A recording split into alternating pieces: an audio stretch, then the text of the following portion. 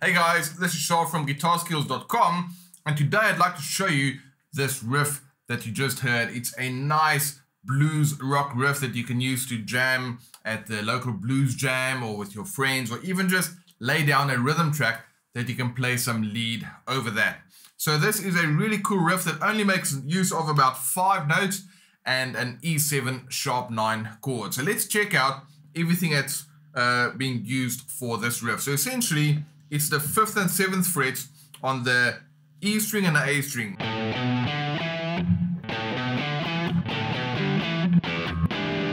And then I've got an E7 sharp 9 chord, which is just 7 on the A, 6 on the D, 7 on the G, 8 on the B. And if you want to, you can play the open E or any of those open E's with this chord, or you can just play the inner 4 strings.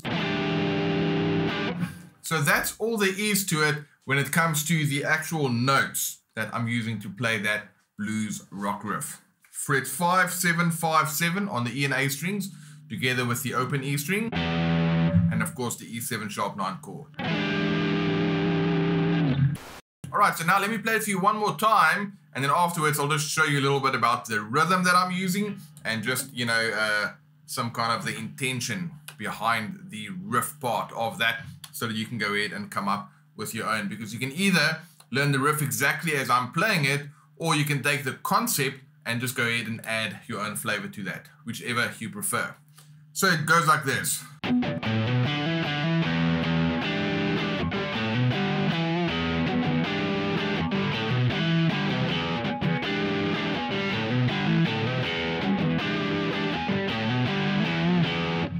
Alright, so every time I played the riff part, it was slightly different. So the first time I started with these 2 scratches. Now what's really cool about that is it's a percussive hit that adds a lot of rhythmic interest and attitude to your playing. And the way you do that is just make sure you got a nice, fairly dirty sound dialed in. And then you just want to touch the strings. And you literally just strike the strings while it's being touched with your fretting hand.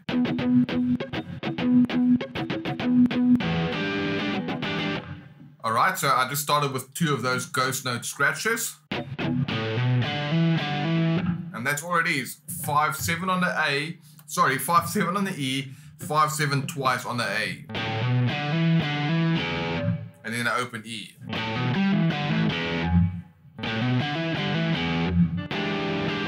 And then I just played that pattern on the E7 sharp 9.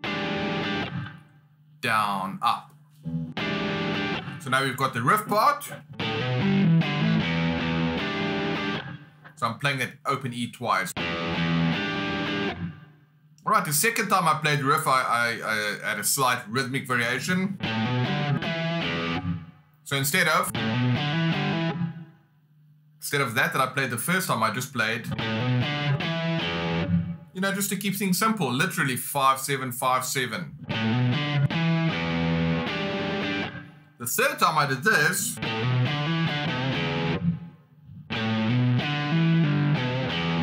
so went 5, 7, 5, 7, 5, 7.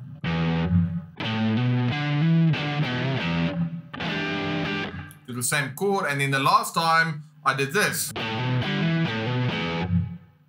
So 5, 7 on the E, 5, 7 on the A, 5, 7 on the E to the open E.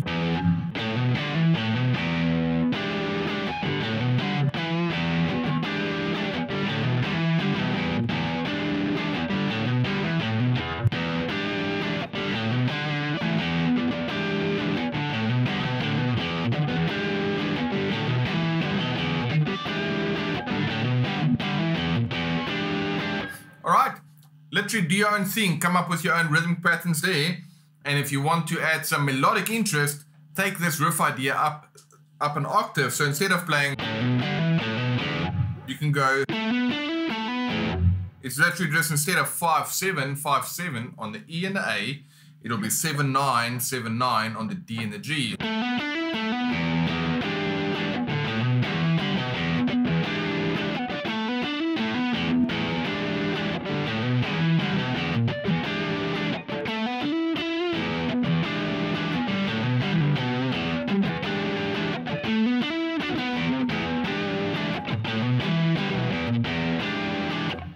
And that's all there is to that riff, all right? You can keep it going on E, or if you want to, you can play a full 12-bar blues by transposing that riff to either A and B, and then you can make the whole jam around that. But for now, a couple of things that you need to watch out for. When you dig into the strings like this, you want to make sure your muting is sorted. And also when you play the single notes,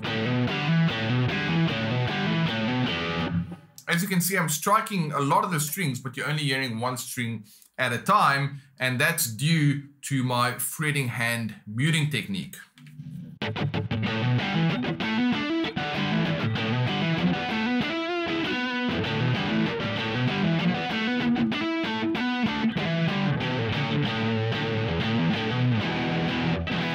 Just literally messing around to show you the muting.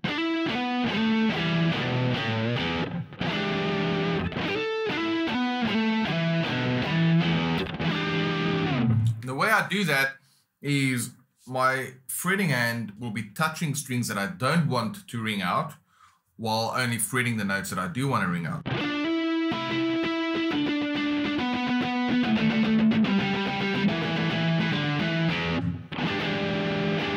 So that's all there is to it. So if you want to make the sound nice and bluesy with a lot of rock intention there, make sure you dial up a tone that is nicely overdriven. You don't want to go too distorted, you know, just like nicely overdriven. Make sure your muting technique is sorted so you don't get any unnecessary notes ringing out. And then finally, make sure that you play this with a lot of attitude, right? You want to make these, you want to get that nice blues rock groove going. And because that, if you do it at that kind of a slower tempo, like I've shown you now, it really, it's such a groovy sounding riff that you can then go ahead and start doing some soloing over. So I really hope you enjoyed this riff, making use of essentially the E minor pentatonic scale and an E7 sharp 9 chord. Now if you like this, I'm actually back in the studio filming a ton of lessons, so I'd love to hear from you. Did you enjoy this lesson?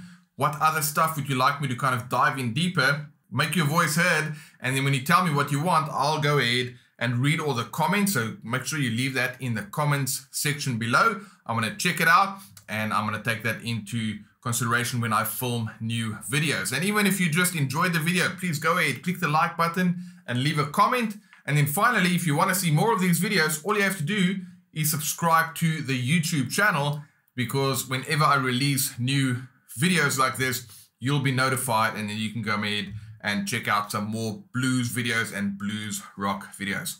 All right, guys, this is Charles from GuitarSkills.com. Go have some fun, learn this riff, and enjoy your next blues jam.